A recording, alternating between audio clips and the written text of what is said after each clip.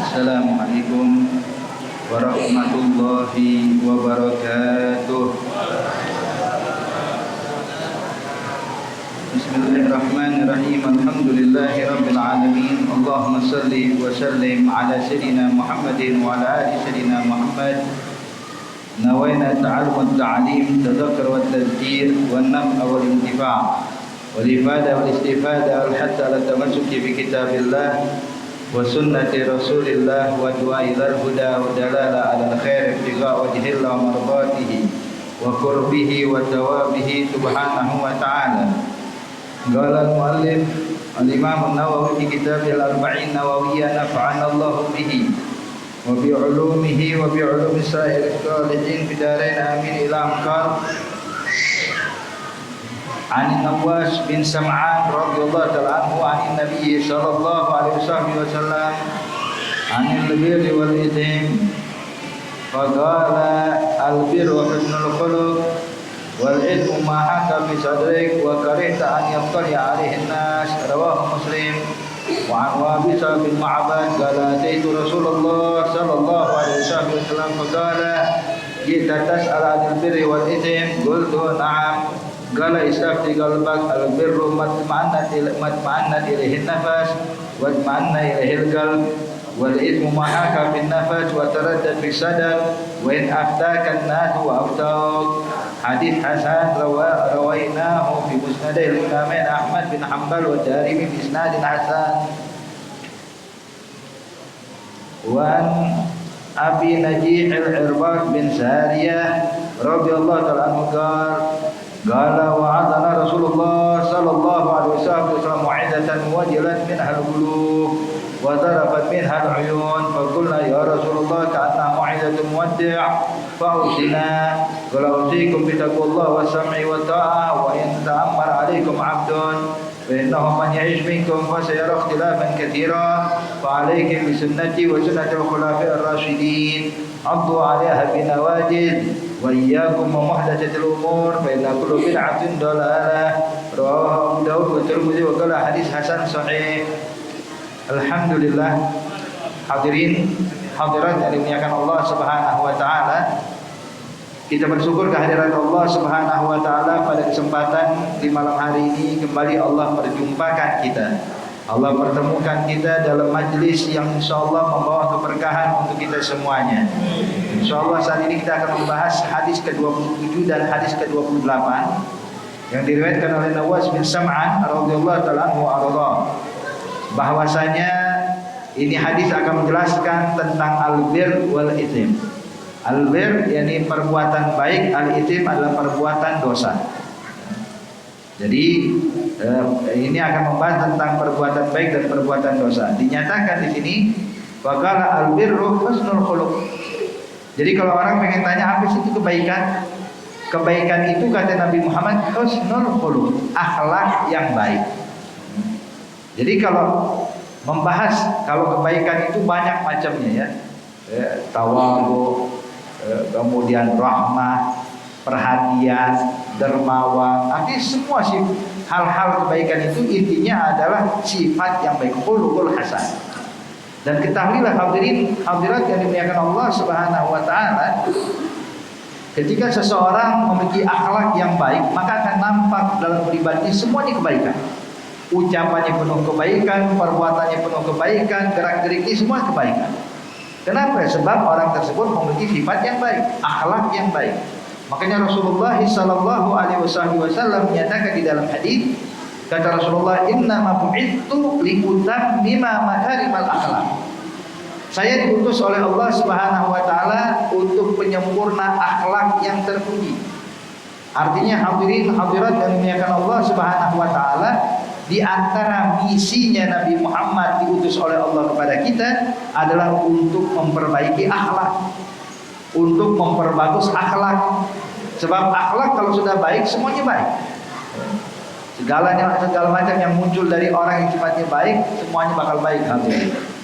Sebab semua perilaku kita Bapak Ibu sekalian, ucapan kita, perilaku kita itu adalah cerminan dari hati kita. Jadi kalau pengen tahu hati kita ini bersih apa enggak sih, hati kita ini bagus atau tidak, Maka coba lihat bagaimana ucapan kita, bagaimana perilaku kita. Kalau ucapan kita ini selalu baik, tidak ada caci maki, tidak pernah bergosip, tidak menyebutkan keburukan orang lain, berarti hati kita baik. Hati kita bersih.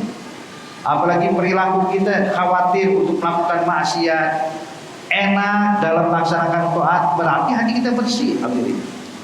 Tapi sebaliknya, kalau perilaku kita buruk, ucapan kita buruk, maka menunjukkan hati kita juga buruk. Alhamdulillah.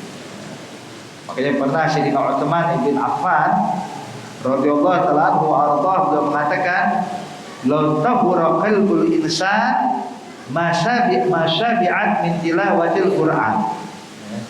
Law tahura qalbul insan ma syabi'at min tilawatil Qur'an. Dinyatakan kalau hati seseorang bersih, kata Sayyidina Utsman, kalau hati seseorang bersih, maka dia enggak bakal pernah kenyang dari membaca Al-Qur'an. Kita kalau baca Quran gimana? Ini kata Sayyidina Utsman, masyabi', arti masyabi' enggak pernah kenyang. Tahu enggak pernah kenyang, nambah terus. Jadi suatu kebutuhan baca Quran. Rasanya ada kurang kalau belum baca Quran nih, hari terus dibaca. Kalau dibaca satu ayat, dua ayat, selembar, dua lembar, lanjut. Kadang sampai 1 juz. Kadang kalau lagi ada waktu luang baca 1 juz, nambah jadi 2 juz. Wah, masyabi'. Gak pernah kenyang. Ini hatinya bersih. Maka coba kalau kita mau merenung, Bapak, gimana kalau kita baca Quran? Kita seakan-akan udah kayak gak butuh dengan Quran. Seharian gak baca Quran mah biasa aja udah. Kenapa? Enjoy aja udah. Nanti baca Quran Ramadan.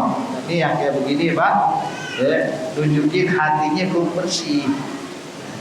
Apalagi kadang kita ini kalau baca Quran, subhanallah, baca Quran tuh kadang cuma berapa ayat kenyang duluan kita. Baru baca 5 ayat, sadaqallahul azim. Terus ada lagi orang tak kalau aneh yang penting baca sehari 1 ayat aja, one day 1 ayat. Masya Allah. Ada bukan bagus, alhamdulillah. Dia untung masih baca Quran ya, untung. Cuma kalau bisa lebihkan, bersihkan hati kita. Makanya di situ Allah sudah nyatakan dalam Al-Quran, Bapak Ibu sekalian, entar di hari kiamat tuh orang yang selamat siapa sih? Yang hatinya bersih. Allah nyatakan, yauma la yanfa'u malun wala banun illa man atallaha biqalbin salim. Hari yang mana nanti di hari kiamat enggak ada lagi manfaatnya harta benda, enggak ada lagi manfaatnya anak keturunan. Yang bermanfaat nanti di hari kiamat adalah orang yang berjumpa dengan Allah bawa hati yang bersih, hati yang selamat. Makanya di sini Nabi menyatakan al-birru husnul khuluq.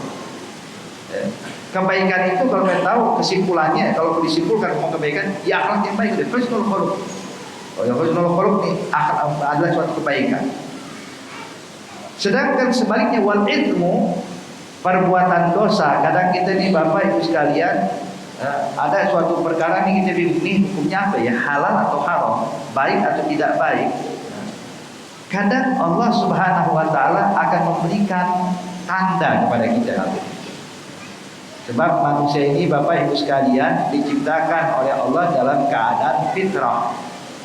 Kullu mauludin yuladu 'alal fitrah. Setiap bayi yang dilahirkan dalam keadaan fitrah, suci.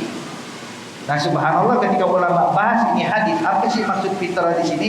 Fitrah itu adalah condong pada kebaikan, berat dalam melakukan keburukan. Ada sifat tabiat manusia intinya. Sehingga kalau kita melakukan kebaikan, Pak, habis kita melakukan taat, hati kita bahagia, senang. Ya. Tapi kalau habis melakukan dosa, gelisah hati kita. Maka ini sifat gelisah dalam hati itu menunjukkan bahwa yang kita lakukan itu kurang baik. Yang kita lakukan itu kurang baik. Makanya kata Nabi, wal ithmu mahaka bin nafs, bahwa dosa itu atau kesalahan itu yang mana membuat hatimu gelisah setelah melakukannya, gak enak rasanya, ada rasa tidak nyaman, berarti yang kau lakukan adalah perbuatan yang buruk. Bahkan terkadang ini tanda sudah diberikan oleh Allah sebelum kita melakukannya. Maka Bapak Ibu sekalian, kalau kita ragu ingin melakukan sesuatu, belum tahu halal haram, belum tahu ini baik atau tidak baik, cuma hati kita gelisah, jangan kerjain. Jangan. Sebab kemungkinan inilah yang dinamakan dosa yang kita nggak sadari kalau itu adalah perbuatan dosa. Wal ilmu mahaka bin nafs. Kemudian mahaka bisadik wa karihta yatuli alaihi nas. Dan itu perbuatan dosa itu yang mana engkau malu dan tidak ingin kalau orang mengetahuinya. Beda kalau melakukan kebaikan. Kalau melakukan kebaikan, kita hatta dilihat orang biasa. Tapi kalau perbuatan dosa, Pak, karihta an yattali alaihi nas. Engkau gak bakal suka kalau ada orang nemuin kita sedang melakukannya. Maksiat apapun, dosa apapun, ini sifat tabiat manusia akan merasa tidak nyaman kalau orang tahu. Makanya subhanallah, banyak orang kalau bermaksiat ngumpet-ngumpet. Makanya kata Nabi, kalau dia nggak punya malu lagi, lain urusannya.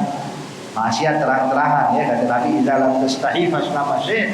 Kalau memang sifat malu dia nggak ada lagi, silahkan kau lakukan apa yang inginkan. Tapi ingat, malaikat raqib atid nggak pernah diam, tetap nyatet apa yang kita lakukan. Allah menyaksikan apa yang kita lakukan. Makanya hadirin, hadirat yang dimuliakan Allah Subhanahu wa taala, ini sifat sifat intinya manusia kayak begini, fitrah, sifat fitrahnya manusia. Gak nyaman kalau orang lihat kalau dia melakukan keburukan. Bahkan tidak nyaman kalau orang tahu kalau dia melakukan dosa. Ada rasa gak nyaman. Makanya hadirin, hadirat yang dimuliakan Allah Subhanahu wa taala, ini menunjukkan bahwa Allah benar-benar menciptakan kita ini alal fitrah. Mau dia muslim, mau dia non muslim, hadirin subhanallah. Asal lahir ke muka bumi ini semuanya fitrah. Selalu condong pada kebaikan dan tidak mau atau merasa tidak nyaman kalau melakukan maksiat. Baik. Kemudian diriwayatkan oleh Wabisa bin Ma'bad bahwasanya dia bilang, saya pernah datang kepada Nabi Muhammad sallallahu alaihi wasallam. Begitu saya sampai ketemu Nabi waktu nengok saya, Nabi langsung berkata, kata Rasulullah, "Jita tas'al 'anil bir wal ithim." Ya Wabisa, ente datang kemari ini punya niat mau nanya apa itu kebaikan dan apa itu keburukan kan? Artinya Wabisa belum ngomong, Bu. Jadi mukjizatnya Nabi Muhammad sallallahu alaihi wasallam itu mengetahui apa yang ingin diutarakan oleh sahabat-sahabat. Walaupun nih sahabat belum ngomong, sahabat ini belum mengutarakan apa yang diinginkan, tapi sudah terbaca sama Rasulullah. Jita tas'al 'anil bir wal ithim. Apakah kau datang kemari ingin bertanya tentang kebaikan dan keburukan dan perbuatan dosa? Maka kata Wabisa, "Qultu na'am." Iya ya Rasulullah. Maka Nabi katakan, "Gal istahdi qalbak." Kalau engkau bingung, gak tahu ini baik atau buruk, halal atau haram, bagus atau tidak bagus, kata Nabi, istahdi qalbak, tanyakan pada hati kecilmu. Kembalikan kepada hati kecilmu. Ini Bapak Ibu sekalian, kalau memang tidak ada ulama yang kita tempat kembali. Jadi kan dulu sahabat-sahabat Nabi, Bapak Ibu sekalian, itu mereka ada yang tinggal jauh dari kota Madinah, sehingga mereka tuh kalau datang ke kota Madinah bisa gil anfus, dengan usaha yang berat, dengan perjalanan jauh untuk bisa jumpa sama Rasulullah. Maka Nabi Muhammad mengisyaratkan kepada Wabisa, ya Wabisa, istahdi qalbak, tanyakan pada hati kecilmu. Namun Bapak Ibu sekalian, saya ingatkan, kalau seandainya kita tinggal di lingkungan ulama, kita bingung, jangan tanya hati, tanya sama ulama, dia lebih ngerti. Jangan udah kata Nabi, tanya kepada hati kita. Akhirnya gak datang ke ulama, akhirnya keblinger hadirin. Ini kalau kepepet nih, kalau memang gak ada ulama, gak ada tempat merujuk, dan istahdi qalbak, itu akhir. Makanya di situ hadirin hadirat yang dimuliakan Allah Subhanahu wa taala, kadang kita ini manusia gak bisa bedain mana hati kecil, mana bisikan hawa nafsu. Kadang kita anggap hati kecil saya, padahal enggak, bisikan hawa nafsu. Makanya hadirin hadirat yang dimuliakan Allah, jadi gak boleh sembarangan. Jadi kalau ada ulama, pakai firman Allah, Allah menyatakan, fas'alu ahla dzikri in kuntum la ta'lamun. Tanyakan pada para ulama kalau kita nggak ngerti. Kalau ada ulama, kalau ada memang ahli ilmu tempat rujukan, kita tanyakan pada para ulama. Jangan tanya hati kecil. Jadi ini hadis kalau saat ini memang lingkungan kita nggak ada ulama sama sekali, pergi ke luar negeri, bekerja di luar negeri, hadirin, yang mana mayoritas orang-orang non muslim. Kita mau nanya kemana nih, bingung ya. Kemudian mau nanya melalui melalui chat dan lain-lain, nggak bisa, kan istighfar baru rujuk pada hati. Tapi kalau selagi memungkinkan bertanya para ulama, tanyakan pada para ulama. Hakada. Sebab terkadang hadirin, seperti saya sampaikan tadi, terkadang kalau kita cuma mengandalkan hati kecil kita nih, ternyata itu bukan hati kecil, melainkan bisikan hawa nafsu. Maka yang kayak seperti ini, akhirnya banyaklah sesuatu hal yang terus terang, sesuatu yang buruk dianggap baik, yang buruk dianggap baik, yang baik dianggap buruk. Wah, karena makanya hadirin hadirat yang dimuliakan Allah, jadi kalau memang udah nggak ada lagi, baru istafti qalbak, tanyakan pada hati kecilmu. Kemudian Nabi katakan al-birru matma'annat ilaihi nafas wa ma'anna ilaihil qalb. Kalau ente pengen tahu apa itu kebaikan, cirinya kata Rasulullah, ciri suatu kebaikan adalah yang mana hati ente nyaman. Hati ente nggak berat, nyaman melakukannya, enak mengerjakannya. Kayak kita Pak, kalau sedekah, habis sedekah ada nggak ngerasa bersalah? Ya bersalah saya, enggak, nikmat aja udah. Habis sholat ada nggak merasa bersalah? Kenapa sholat ini? Enggak, hadirin, enak aja udah. Habis baca Quran, habis ibadah, hati itu nyaman Pak. Tapi coba kalau melakukan maksiat, ada orang lihat nggak ya?